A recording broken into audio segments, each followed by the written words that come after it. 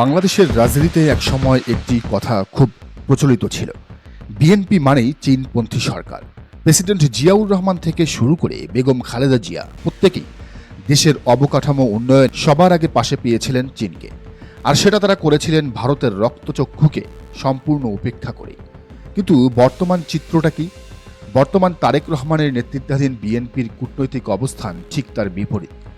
যে দলটি একসময় চীনের সবচেয়ে বড় মিত্র ছিল, তারাই আজ বন্ধু হিসেবে বেছে নিয়েছে মার্কিন যুক্তরাষ্ট্রকে, চীনের শত্রুকে। শুধু কি তাই, ভারতের সাথেও তারা বজায় রাখছে দারুণ সুসম্পর্ক। কিন্তু কেন এই 180 ডিগ্রি ইউটার্ন? এর পেছনে কি শুধুই ক্ষমতায় যাওয়ার লোভ, নাকি লুকিয়ে আছে কোনো গভীর আন্তর্জাতিক ষড়যন্ত্র? চলুন আজ জেনে নেই বিএনপির এই অবিশ্বাস্য পরিবর্তনের পেছনের অজানা গল্প। রাজনৈতিক মহলে একটি জোর গুঞ্জন ছিল, ভোটের আগে বিএনপিকে ক্ষমতায় চায়নি আমেরিকা। নির্বাচনের ঠিক আগে মার্কিন এক কূটনীতিকের একটি অডিও ফাঁস হয়। সেই অডিওকে কেন্দ্র করে রাজনৈতিক মহলে ঝড় ওঠে। ধারণা করা হচ্ছিল যুক্তরাষ্ট্র হয়তো এবার বিএনপি নয়, বরং জামায়াতে ইসলামীকে সমর্থন দিচ্ছে। জামাতের সাথে আমেরিকার এই সখ্যতার ইঙ্গিত যখন স্পষ্ট হচ্ছিল, ঠিক তখনই দৃশ্যপটে হাজির হন এক রহস্যময় চরিত্র। তৎকালীন নিরাপত্তা উপদেষ্টা এবং বর্তমান সরকারের পররাষ্ট্রমন্ত্রী খলিলুর রহমান। তিনি অত্যন্ত সুকৌশলে পুরো দৃশ্যপট পাল্টে দেন। তিনি আমেরিকাকে এই মর্মে বোঝাতে সক্ষম হন যে বিএনপি ক্ষমতায় এলে তারা আমেরিকার কথার এক চুলো বাইরে যাবে না। আমেরিকার সাথে এই সফল লিয়াজোর কারণেই বিএনপি যখন সরকার গঠন করে, তখন পুরস্কার স্বরূপ খলিলুর রহমানকে করা হয় পররাষ্ট্রমন্ত্রী। কিন্তু এখানেই রয়েছে সবচেয়ে বড় চমক। বর্তমান স্বরাষ্ট্রমন্ত্রী সালাউদ্দিন আহমেদ একসময় এই খলিলুর রহমানের বিরুদ্ধেই গুরুতর অভিযোগ তুলেছিলেন। তিনি দাবি করেছিলেন যে খলিলুর রহমান একজন আমেরিকান নাগরিক, অথচ ভাগ্যের কি নির্মম পরিহাস, আজ তারাই একই ক্যাবিনেটের সদস্য, একই মন্ত্রিসভার সদস্য। বোঝাই যাচ্ছে কতটা না খত দিয়ে বিএনপিকে ক্ষমতায় এনেছেন এই খলিলরা। আমেরিকার প্রতি বিএনপির এই আনুগত্য শুধু কথায় নয়, বরং কাজেও প্রমাণিত হয়েছে। ভোটের পর ক্ষমতায় এসে বিএনপি সরকার মধ্যপ্রাচ্য ইস্যুতে এমন এক অবস্থান নেয় যা অনেককেই অবাক করেছে। ইরানের বিরুদ্ধে আমেরিকার আগ্রাসনের প্রতিবাদ তো দূরের কথা, বরং উল্টো আমেরিকার মন রক্ষার্থে ইরানের বিপক্ষেই অবস্থান নেয় বিএনপির সরকার। সম্প্রতি মধ্যপ্রাচ্যে আমেরিকান সামরিক ঘাঁটিতে ইরান যখন হামলা চালায়, তখন খলিলুর রহমানের নেতৃত্বাধীন পররাষ্ট্র মন্ত্রণালয় থেকে রীতিমতো বিবৃতি দিয়ে সেই হামলার প্রতিবাদ জানানো হয়।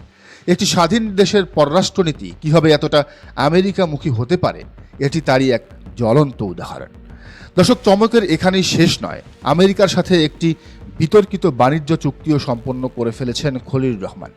ডক্টর মোহাম্মদ ইউনূসের সময় যে গোপন চুক্তির বীজ বপন করা হয়েছিল, তা আজ বাংলাদেশের গলার কাটা হয়ে দাঁড়িয়েছে। এই চুক্তির ফলে এখন বাংলাদেশ বাধ্য হচ্ছে আমেরিকা থেকে চড়া দামে জিনিসপত্র কিনতে, যা তারা অন্য দেশ থেকে অর্ধেক দামে কিনতে পারত। সবচেয়ে চাঞ্চল্যকর বিষয় হলো, জামায়াতে ইসলামী এই চুক্তির বিন্দু বিসর্গও জানত না। জামায়াতের আমির ডাক্তার শফিকুর রহমান নিজে বারবার এই অভিযোগ করেছেন, কিন্তু বিএনপি ক্ষমতায় যাওয়ার লোভে তখন এই অসম চুক্তিতেও রাজি ছিল বলে মনে করছেন বিশ্লেষকরা। আমেরিকার সাথে বিএনপির এই মাখামাখি এখন আর শুধু কূটনীতিতে সীমাবদ্ধ নেই, তা পৌঁছে গেছে ব্যক্তিগত পর্যায়েও। এই মুহূর্তে যখন মধ্যপ্রাচ্যে, বিশেষ করে ইরানে হাজার হাজার নারী ও শিশুর উপর হত্যাযজ্ঞ চালাচ্ছে ডোনাল্ড ট্রাম্প, ঠিক সেই সময়ে তার স্ত্রী মেলানিয়া ট্রাম্পের বিশেষ আমন্ত্রণে আমেরিকায় সফর করছেন তারেক রহমানের স্ত্রী জোবাইদা রহমান। এই সফর কি নিছকই কোনো সৌজন্যমূলক সাক্ষাৎ, নাকি ইলেকশন ইঞ্জিনিয়ারিংয়ে আমেরিকার যে মদত ছিল তার প্রতিদান দেওয়ারই একটি অংশ? বিশ্লেষকরা বলছেন হিসাবটা এখন দিনের আলোর মতো পরিষ্কার। আমেরিকার পাশাপাশি ভারতের সাথেও বিএনপির নতুন এক প্রেম এখন দৃশ্যমান। রাষ্ট্রের বড় বড় এবং সংবেদনশীল পদগুলোতে বেছে বেছে ভারতপন্থীদের বসানো হচ্ছে, যা বিএনপির ভারত তোষণ নীতিরই একটি বড় প্রমাণ। অপরদিকে যে চীন একসময় বিএনপির সবচেয়ে বিশ্বস্ত বন্ধু ছিল, অবকাঠামো উন্নয়নে যারা ছায়ার মতো পাশে ছিল, সেই চীনকে আজ পুরোপুরি দূরে ঠেলে দিয়েছে তারেক রহমানের সরকার। বর্তমানে চীনের সাথে বিএনপির কোনো রাজনৈতিক বা কূটনৈতিক তৎপরতা তেমন নেই বললেই চলে। ড্রাগন এখন বাংলাদেশের রাজনীতিতে যেন এক ব্রাত্য চরিত্র। রাজনীতিতে শেষ কথা বলে কিছু নেই, কিন্তু বিএনপির এই বিশাল ইউটার্ন বাংলাদেশের সার্বভৌমত্ব এবং দীর্ঘমেয়াদী ভূ রাজনীতির জন্য কি বার্তা দিচ্ছে? খলিলুর রহমানদের এই মার্কিন তোষণ কি দেশের অর্থনীতিকে খাদের কিনারায় ঠেলে দিবে? আর ভারত আমেরিকাকে খুশি করতে গিয়ে চীনকে দূরে ঠেলে দেওয়া কি বিএনপির জন্য বুমেরাং হবে? এটাই এখন বড় প্রশ্ন। কারণ শেখ হাসিনাও ভারত তোষণ করতে গিয়ে চীনকে দূরে ঠেলে দিয়ে শেষ পর্যায়ে টিকে থাকতে পারেনি। কারণ তার যে শেষ সফর ছিল সেখানে তিনি চীন গিয়ে রিজেক্টেড হয়েছিলেন, প্রত্যাখ্যাত হয়েছিলেন। চীন তখন তাকে $4 বিলিয়ন লোন না দেয় তিনি নির্ধারিত সময়ের একদিন আগেই চীন সফর শেষ করে বাংলাদেশে এসেছিলেন, আর আসার পরেই পতন হলো।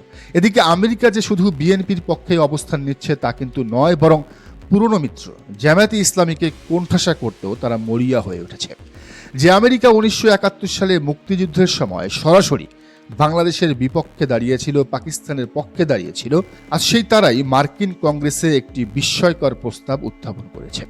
1971 সালের 25শে মার্চ শুরু হওয়া পাকিস্তানি বাহিনীর হত্যাযজ্ঞকে গণহত্যা হিসেবে স্বীকৃতি দেওয়ার ওই প্রস্তাবে স্পষ্টভাবে জামায়াতে ইসলামী এবং তাদের সহযোগীদের এই গণহত্যার প্রধান দোষর হিসেবে উল্লেখ করা হয়েছে এবং তাদের বিচারের মুখোমুখি করার আহ্বান জানানো হয়েছে। রাজনৈতিক বিশ্লেষকদের মতে এর পেছনের পলিসি অত্যন্ত সূক্ষ্ম। বিএনপি যদি আমেরিকাকে সব সুযোগ সুবিধাও দিয়ে দেয়, তবুও যেন জামাত তার কোনো প্রতিবাদ করতে না পারে। আর এই প্রতিবাদ করলেই তাদের এই 71-এর জুজুর ভয় দেখানো হবে। কিন্তু জামাতও এমন পরিস্থিতিতে চুপ করে বসে নেই, তারা প্রকাশ্যে আমেরিকা বিরোধী অবস্থান নিয়েছে।